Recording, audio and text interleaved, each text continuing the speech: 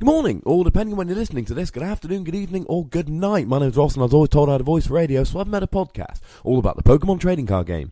And you're listening to PTCG Radio.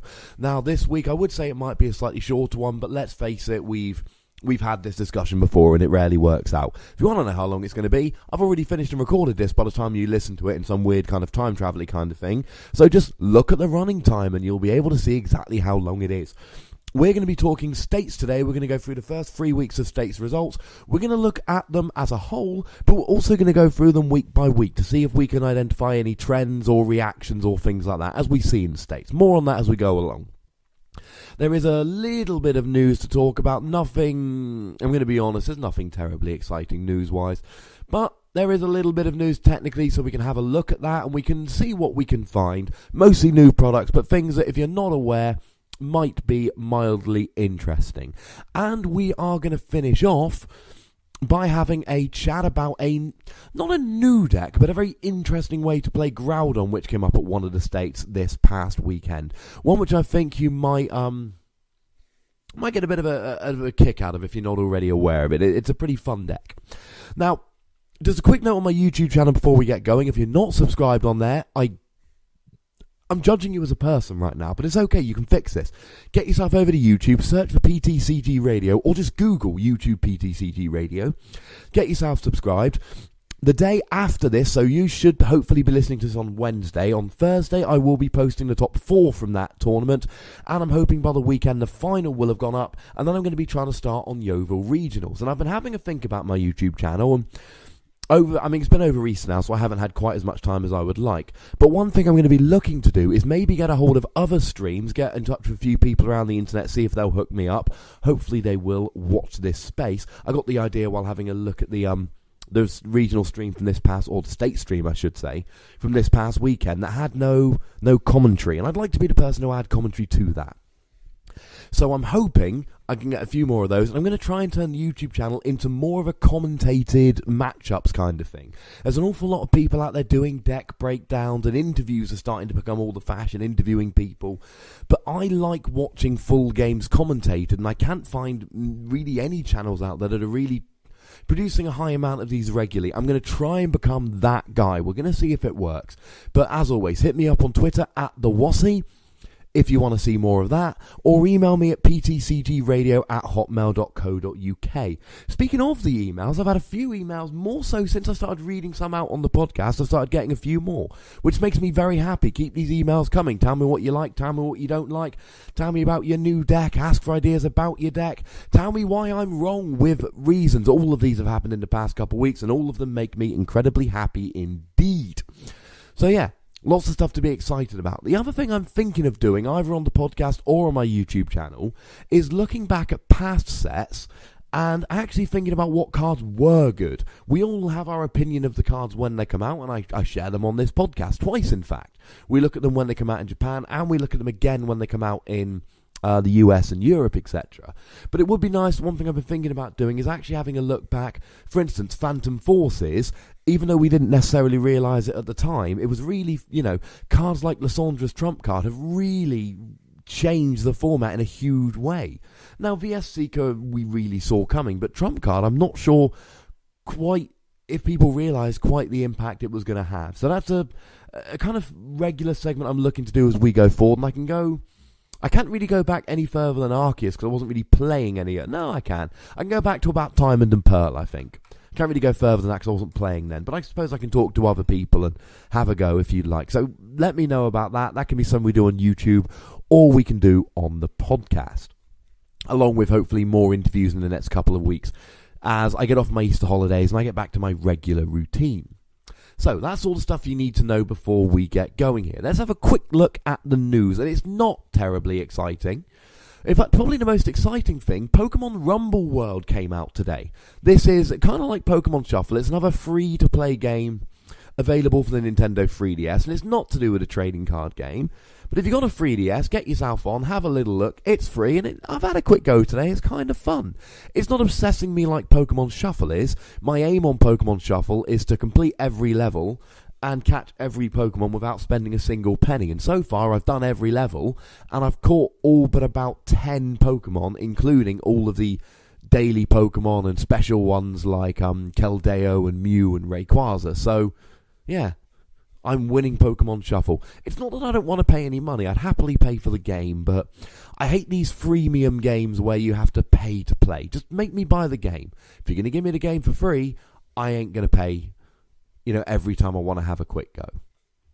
So, looking at some of the blisters which are coming out, there is the Gudra blister which is coming out, and that is the one which I told you about a while ago when it came out in Japan.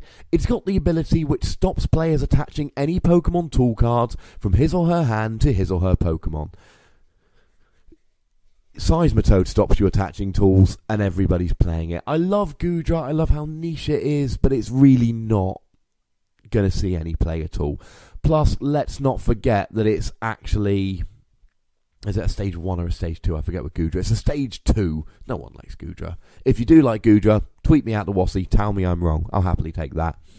The attack does 130 for 4 energy and discards the top card of your deck. I suppose you could use that with double dragon energy and double colourless energy.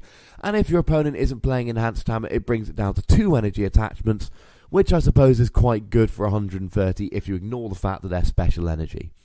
It's not terribly good. The Mega Rayquaza pin blister image has been revealed, and the only thing to say about this is that Mega Rayquaza pin is gorgeous. I'm going to have to get me one of those. We've had some English translated cards been revealed from Roaring Skies, and the only real relevant thing there is that Wally has confirmed that you can definitely evolve on the first turn of the game or the turn that Pokemon was put in play, and we thought that was the deal, but it's nice to have our, the translations we've received so far aren't official. It's nice to have it confirmed. Speaking of confirmed, Thundurus EX, the new one, is still terrible, sorry about that, and Shaman EX is exactly what we thought it was, and it is mentally good. It makes me sad how good it is. The Mega Absol EX pack is coming out very, very soon. It's going to be coming, and you get the Absol, and you get Mega Absol, and you get the Jumbo promo of Mega Absol, and you get a pin badge and a coin and all of that. It's very, very good, but it's massively hurt by the lack of Spirit Link and the fact that it's coming out around about when Roaring Skies is. It is absolutely brilliant.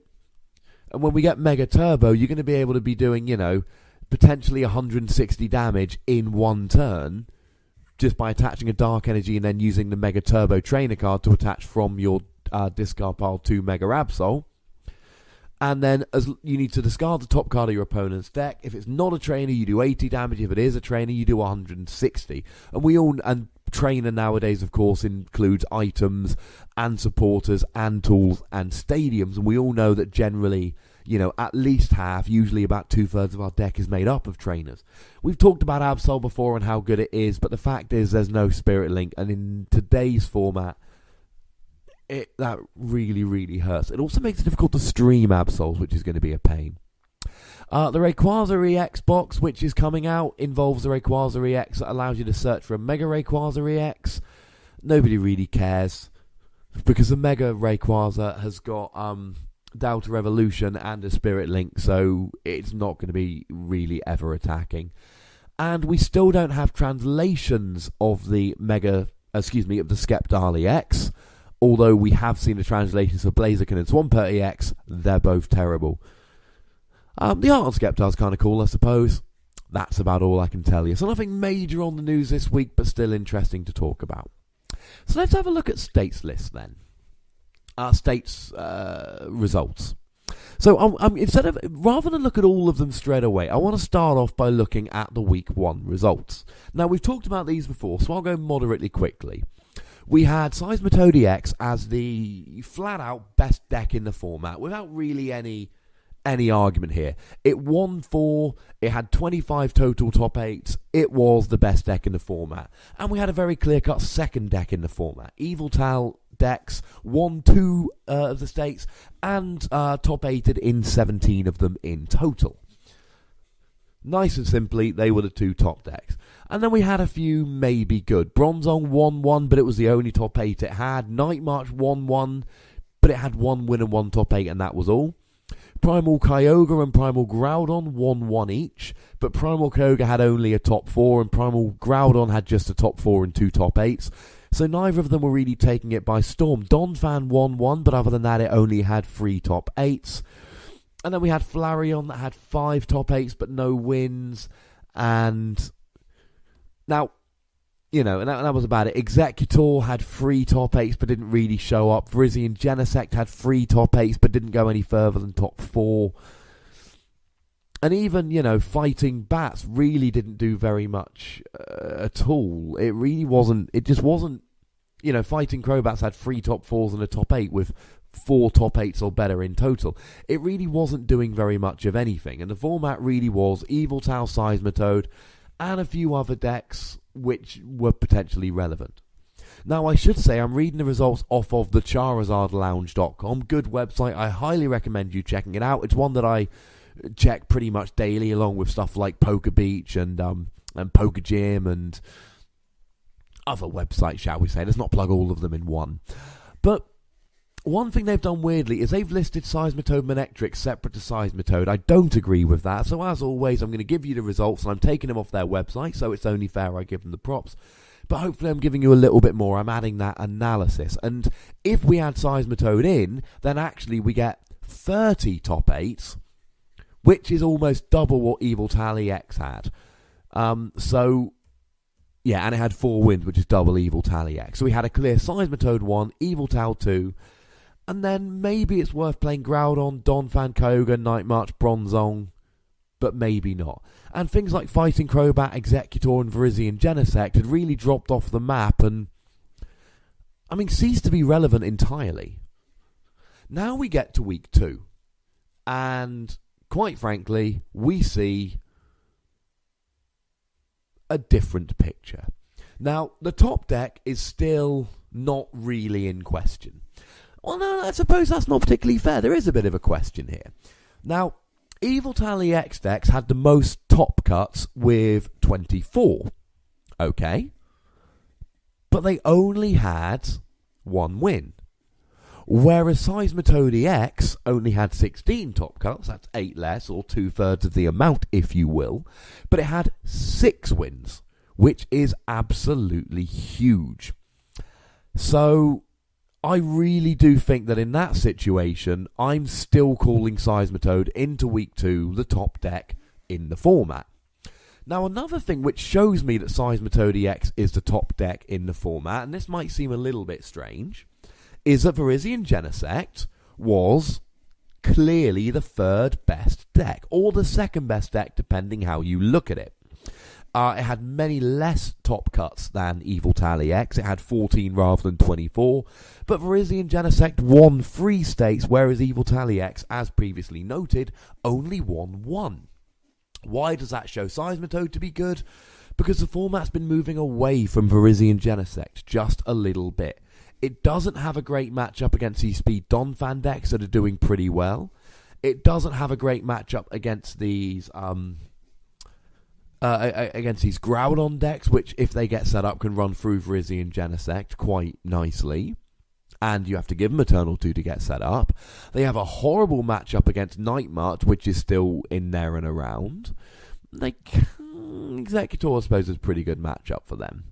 But, it loses to a lot of other decks out there which are prevalent. Let's not forget, of course, that Flareon is still hanging around a little bit. So, if it's got so many bad matchups, why is it doing so well? Well, unless they're playing Toad Slurpluff and hit all heads, or they're playing any Toad and get a monster start with the Head Ringers and Lasers and Garbodor and all of that, and Crushing Hammer if they play them. It absolutely preys, Virizion Genesect preys on Seismitoad decks. And it seems kind of silly, but if Seismitoad EX wasn't so good, the format wouldn't be so open for Virizion Genesect to prey on it. Virizion Genesect had dropped in popularity. We saw that from the week 1 results, and we saw it a little bit from cities as well. Virizion Genesect was starting to drop off the map. Not entirely. It's never going to drop off entirely. It's going to be like Blastoise before Tropical Beach rotated out. Blastoise would kind of ebb and flow in terms of popularity and how much it was played, but Blastoise never became bad or unplayed. It just sometimes was more popular best deck in format, and other times was more of a fringe deck that people would see success with if they took it into a favourable metagame. And that's what's happening with Virizion Genesect. It has, for a few months now, not been the best deck in the format like it has been in the past. I mean, you go back to Worlds last year, and it was Virizion Genesect everywhere. Andrew Estrada managed to go and win Worlds with Virizion Genesect. And I think he might have played mirror matches all through Top Cut, if I remember correctly. He certainly played a few of them. So, quite frankly, Virizion Genesect has been dropping off, but with so many Seismitoad decks, it's really making a bit of a comeback. And that, it points, and this is going to sound a little bit weird, it almost points to the popularity of Seismitoad more than Virizion Genesect. What's also interesting is if we look at Wailord EX, 24 top cuts, 1 win, we see that they really are dropping like flies. 1 win, 4 seconds, 6 top 4s, 13 top 8s. That shows me a deck which is good at top cutting, but not so good at getting through top cut. Whereas we see Virizion Genesect, 9 top 8s, 1 top 4, 1 second, 1 first. Now we're looking pretty good. Kind of over a third of the deck, made it through to, top 4, and just, 1 in 5 of the ones that were played won the tournament entirely. Now, that's still not as good a rate of attrition as Seismitoad EX, with 4 top 8s, 3 top 4s, 3 seconds, and 6 firsts, with more than a third going in and winning.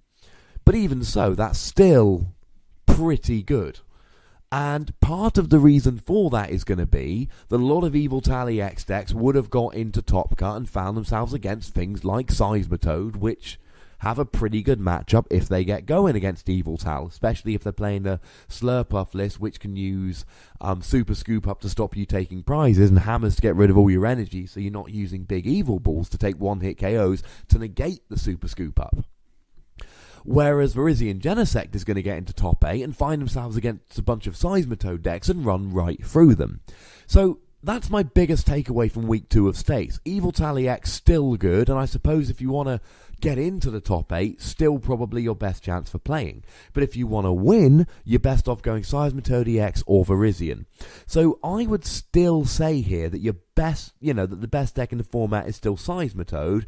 I would take 6 times as many wins over 50% more top cuts. I would still say that makes it the better deck. Virizion EX, Genesect, it clearly now slots in as the 3rd best deck in the format, and I don't think that should be a particularly controversial statement. And after we see those top 3 decks, there is a little bit of a drop-off, but let's look at the other decks in week 2, see what did well. Well, we saw Flareon had 14 top cuts, just as many as Virizion Genesect, but no wins and only 3 second places. 5 of the decks dropped out in top 8 and 6 more dropped out in top 4. So decent, but very much on the fringe of playability. And I know it seems weird to call it on the fringe of playability when you're looking at, 14 top cuts at state championships out of 15 states. You're looking at, on average, about, there were 15 states in week 2. You're looking on average at, 1 Flareon in the top 8 of every tournament. But when I say the verge of playability, I'm trying to that sounds very pretentious, doesn't it? I'm trying to, let you guys know about what decks are the very best. And essentially, I think there is a big difference between decks that are the best and decks that are worth playing if you think you've got a good list, if you think you're really good at playing the deck, if you think you've got a favourable metagame. And that's where Flareon fits in. Some people are going to go into some states and rock with Flareon. 3 people got second. 1 in 5 of the states saw Flareon losing in the final, and that's pretty good going. But by the same token, there will be an awful lot of people who should not be taking Flareon out to tournaments. Donphan came up with 12 wins, and in my mind, Donphan better than Flareon, because the thing about Donphan is Donphan has a win. Now, it only has 12 top 8s, but it has a win, a second, 4 top 4s, and a top 8. Donphan remains, like I said, and from what I've seen, and certainly, like I read you out the email from the lovely Charles guy on last week's podcast, a lot of these are going to be played with Groudon. Primal Kyogre still holding its own, 9 top cuts in total, no wins but 3 second places. 1/3 of the top cuts made it through to the final, So Primal Kyogre, people are starting to figure out this deck, and it's got good matchups. It's not good against Virizion Genesect, but you play it with Rough Seas, that card I talked about quite a bit on last week's podcast, and it actually starts looking like a very good card indeed. Aromatisse came out for the first time. It had 5 top cuts. And it had 1 win within that. Why is Aromatisse coming out and doing quite well, whereas it didn't in week 1? The format, to be honest. Aromatisse can be quite good against Seismitoad. Because if you see Seismitoad Slurpluff, there are 2 things that Seismitoad Slurpluff does very, very well, other than block trainers, which is fairly obvious. Number 1 is, let's just include that. There's 3 things it does well. Firstly, by knocking off the trainers, it stops you playing. Secondly, it denies KOs by using Super Scoop Up. Thirdly, it gets rid of your energy. And I'm referring to Seismitoad Slurpluff because from what I've seen, this really is the best way to play it at the moment. Although, obviously, other Seismitoad lists are available. And Aromatisse gets rid of this. Now, it's not good against Seismitoad Garbodor, if Seismitoad Garbodor gets going. But Aromatisse, as long as you've got, your Aromatisse set up, then you don't really need to worry too much about anything other than getting a Xerneas in the active position. Then you can attach your energy from the deck using Geomancy. That's the attack that allows you to attach 1 fairy energy to each of 2 different bench Pokemon.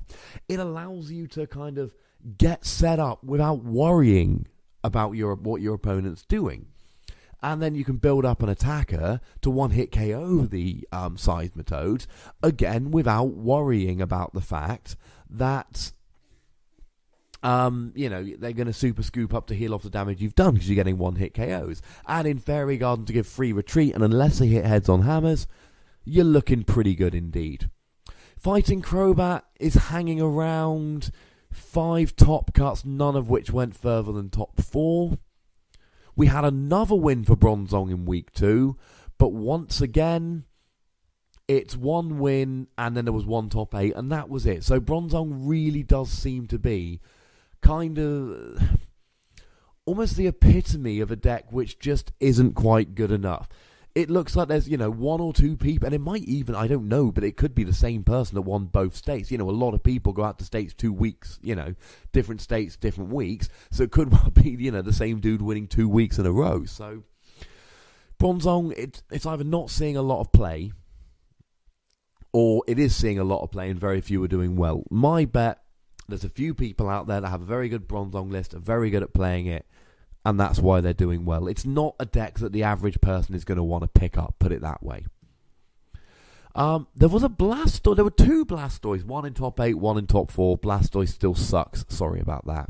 One thing that does make me very happy about week 2 is that we saw a win for Executor, a deck that I've been championing as good, and a lot of people haven't. Speaking of Executor, make sure you check out the top 4 of Nottingham Regionals, where you will see Tamal Cameron's Executor deck going at it with a Seismitoad Eviltal deck. Another little plug for the YouTube channel. I'm hoping you get the idea by now. And we saw a big Basics deck winning. Won a Regionals. Yay! And then there was a top 8 for big Basics. So don't get too excited. In terms of Groudon, I don't know if there was really any. Oh, sorry, a Night March. I need to mention Night March. 1 top 8, nothing more than that in week 2. Night March pretty much dropped entirely off the face of the earth, which shouldn't be terribly surprising. Night March has a terrible Seismitoad matchup, and it has a terrible Donphan matchup, both of which were pretty good. It has a fantastic Virizion Genesect matchup, but that's about it. Speaking of Primal Groudon, 2 top 8s, nothing more than that. Primal Groudon not showing to be as good as Primal Kyogre, but it must be pointed out, ladies and gentlemen, that Primal Kyogre is its own deck at the moment, whereas Primal Groudon is being seen primarily in Donphan decks seeing success. That seems to be where Groudon is doing very well, although there is a very interesting deck for me to tell you about in a minute. So into week 3, only 4 tournaments. We saw 1 win each for Night March, Aromatisse, Executor, and Seismitoad. Seismitoad I've talked about ad nauseum. Night March, it's one of those decks, we've talked about this with Night March before, When it comes to Night March, it's very much a situation whereby the metagame. If you play a load of Seismitoad decks and Donphan, especially the speed Donphan decks, you are going to lose. I mean, when I've played 2 Night Marches with my Donphan deck, the speed Donphan deck I've been telling you about over the last few weeks. And essentially, either they attack with Mew and I easily 2-hit for 2 prizes, sometimes 1 hit for 2 prizes, or they attack with Pumpkaboo or Joltik, both of whom I kill for a prize every turn. When I attack with Donphan, I'm putting a Robo Substitute active, and when I attack with Hawlucha, I've got a Life Dew attached, which means my opponent is having to Lysandra for every single prize they take, and I am taking essentially 1 prize per turn. Because I'm either 2-hit KOing a Mew for 2 prizes or 1-hit KOing the others for 1 prize. And it just can't keep up. Seismitoad, it plays a trump card and uses Quaking Punch. It wins right there and then. Now don't get me wrong, Night March can beat Seismitoad, because when I played against Ryan Middleton, brother of the famous Dan Middleton, YouTube sensation himself, at Nottingham Regionals, I played against his Night March with my Mewtwo Crobat deck, and in both games he had 160 on turn 1. If you get that kind of start, you can beat pretty much anything. So maybe it was an amazing list, maybe it was a favourable metagame and good matchups, but again, when there's 4 top cuts and 1 win, I'm not seeing it as the best deck ever. Seismitoad and Yveltal were tied with the most number of top cuts with 5. And then, when there's only 4 tournaments, there's not really very much to see. We saw a spread-out metagame. Vrizzy and Genesect saw a bit of a drop-off with 2 top 8s and nothing else. Flareon had 1 top 8 and nothing else. Primal Groudon had 1 top 8 and nothing else.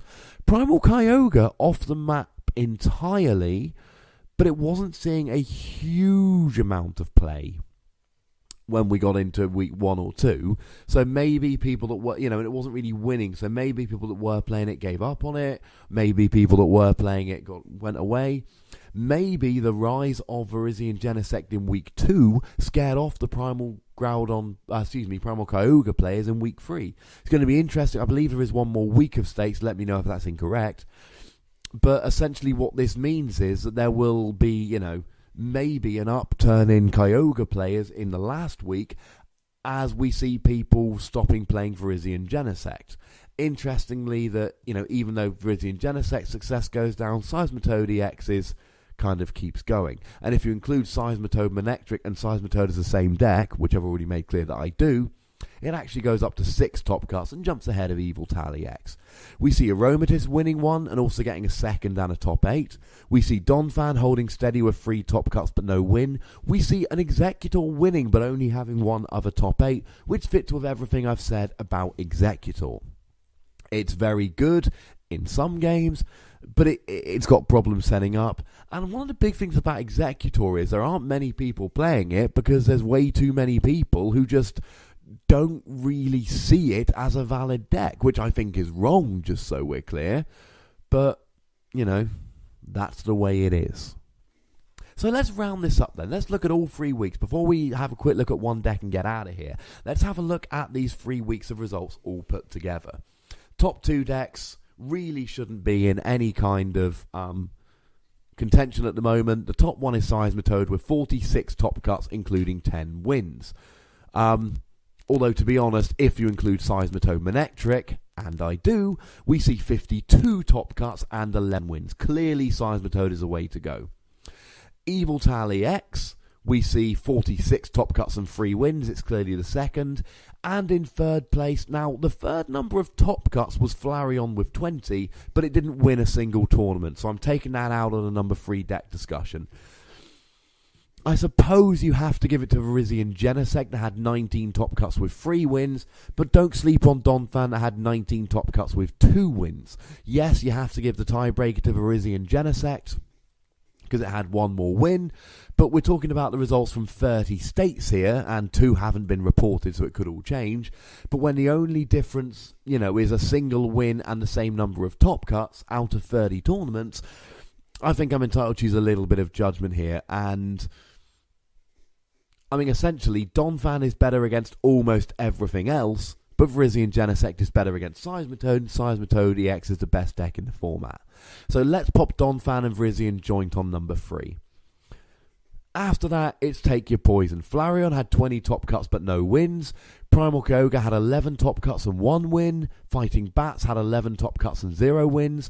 Aromatisse had only 8 top cuts but managed to turn 2 of those into wins, which is a top cut to win ratio unmatched by anything other than Seismitoad. And even Seismitoad had essentially a 1 in 5, not a 1 in 4. So if you're looking at top cuts to wins, that's amazing, but not quite as good as Executor and Night March, who both also managed 2 wins but with only 7 top cuts, or indeed Bronzong, which managed 2 wins with only 5 top cuts, or indeed Big Basics that had 1 top cut. I believe I said it had a win in a top 8 earlier, I was lying.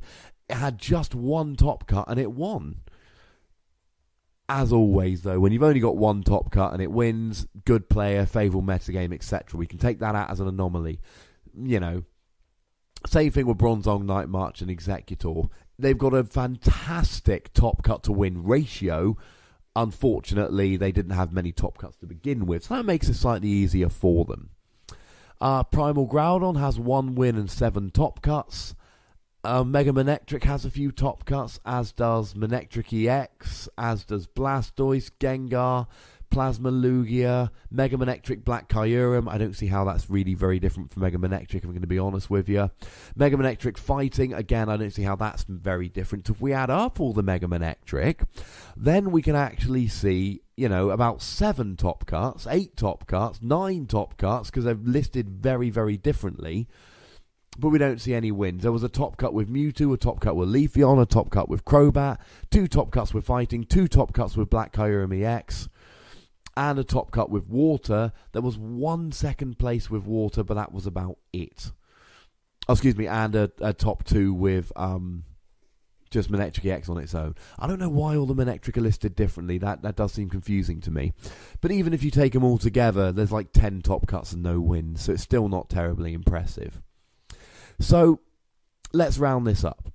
If you want a deck which can go all the way, but is an incredibly risky play, you've got your choice between Bronzong, Primal Groudon, Night March, Executor, Aromatisse, and Primal Kyogre. If you want to play a deck which is very, very good, but has some pretty bad matchups out there, but is slightly less expected, go Virizion EX or Donphan. If you want to win, go Seismitoad or Yveltal, but honestly, Seismitoad is the best deck in the format. It's carried out, it was the top deck in week 1, it was the top deck in week 2, and it was the top deck in week 3. It's a top deck overall. There is no, I don't think there's any real contention here that Seismitoad EX is the best deck in the format. And I've spent quite a while with you guys this evening, you know, talking you through the results week by week and overall and giving you my opinion and my analysis. But the fact of the matter is it comes down to Seismitoad EX. I love Donphan. Donphan's my baby. And honestly, if I had to go to a tournament tomorrow, there's a very good chance I would end up playing Donphan.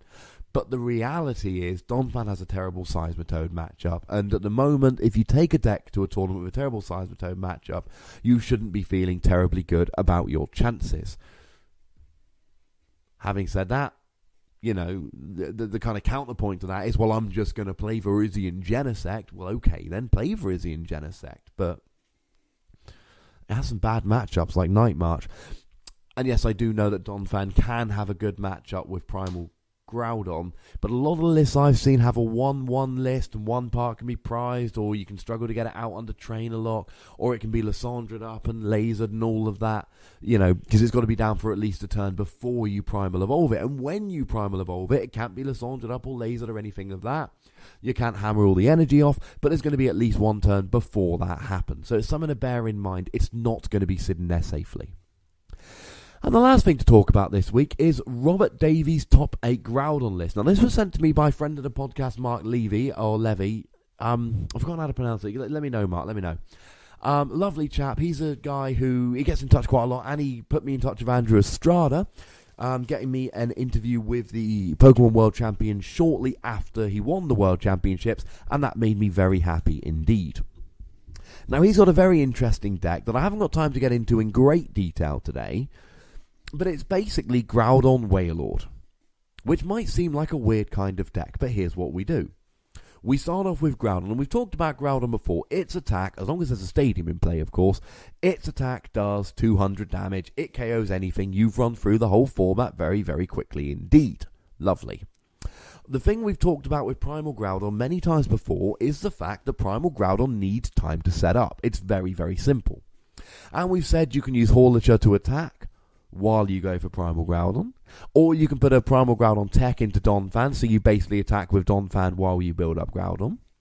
Or you can play it with Robo Substitute to get your, just hide behind Robo Substitutes, using Trump Card to put them back in and reuse them while you go for your build up your Groudon.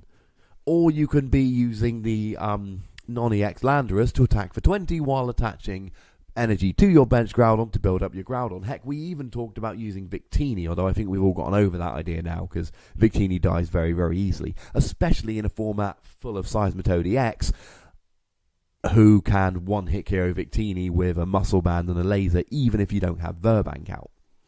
So here's the idea with Wailord. It's very, very simple. It's not just Wailord, it's Wailord and Dusknoir. Now, there was a Dusknoir that came out in a recent set. It came out back in Flashfire, if I remember correctly. Yes, in Flashfire. And it has an ability called Shadow Void.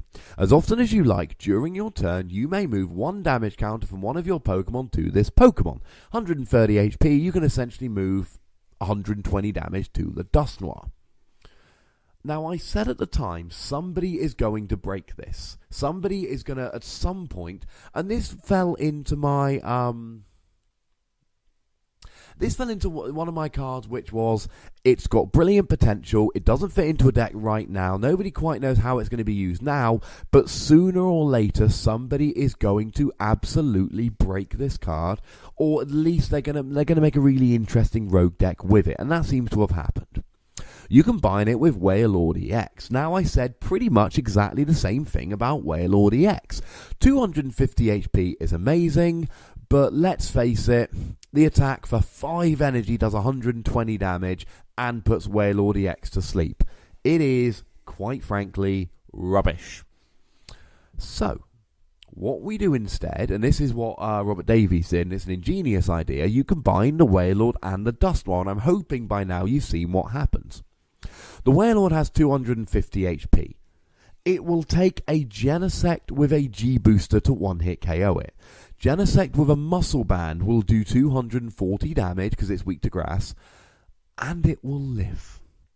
And then what you do is you move all the energy back onto Dusknoir, and you max potion, and you don't lose any energy. And while you do this, you attach all of your energy to your Groudon. To your Primal Groudon. Nice and simply. And you have to be basically relying entirely on special energy here, because you need your strong energy for your Groudon. And he played a bunch of rainbow energy, and the reason for that is if he plays rainbow energy, he can also play Fairy Garden to give the Wailord free retreat when he's done with it. You leave the Wailord active, you let your opponent hit at it, and let's not forget, ladies and gentlemen, that you could also just max potion the Wailord. But the reason why you need the Dusknoir as well, firstly, you can continue to use the Dusknoir when the Groudon is active, so to keep the Groudon alive, because remember what I've also said about Groudon is that when you set up the first Groudon, that's not going to win you the game. It's the second Groudon that wins you the game. But if your first Groudon can't be killed, then you are going to win the game. And let's not forget Focus Sash. Focus Sash is a tool which stops your opponent one-hit KOing you. If you combine Focus Sash, cannot be one-hit KO'd, with Dusknoir and Max Potion, can move all the energy, all the damage off, it's going to take a very long time to kill that Primal Groudon. And hopefully you're seeing where he's going here, partly because I've explained it. You use Dusknoir to heal off the Groudon and save it. Why the Wailord then? Wailord can take a beating. Why the heavy line of Dusknoir if you're going to sit behind Wailord? You don't want to give up 2 prizes for Wailord. And you don't just want to be max potioning. You don't want to have, 100 damage on a Wailord and then have to max potion off just 100 damage just in case they do a load of other damage. What you want to do is make sure that you are always max potioning exactly 120 off of all of your bench Dusknoir.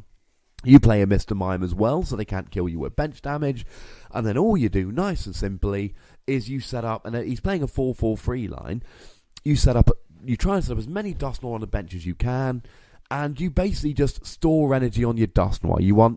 If you get free setup, you can be storing 360 damage on your Dusknoir, and you don't need to be max potioning every turn, because if you need to max potion every turn, that puts a lot of pressure on you to draw into your max potions. This deck doesn't. What this deck does is it basically says, don't worry about max potioning. When you draw into a max potion, you can use it. You can store upwards of 350 damage on your bench. Oh yeah. And you can still store a little bit on Wailord if you need to, and then you can max potion as and when you draw into them. Lissandra's trump card to bring it all back round again, and you are quite frankly sorted. It is a wonderful, ingenious deck, and it combines two cards which at the time I said had potential, but I don't see how they're actually going to be used. I don't think this is going to be a top-tier deck. It's got problems. It takes quite a lot of setup. You need to enter your max potions at the right time, and you need to be able to use your Dusknoir, and a decent sized Seismitoad Garbodor list will run right through this, etc, etc, etc. But it's a lovely, ingenious list, and I'm very much excited about it. It makes me very, very happy indeed. So, nice little list there.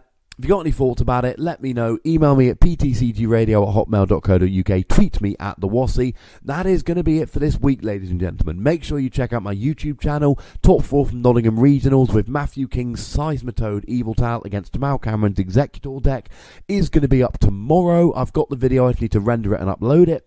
And the final is going to be recorded and up online pretty soon as well. It's all going to be good fun.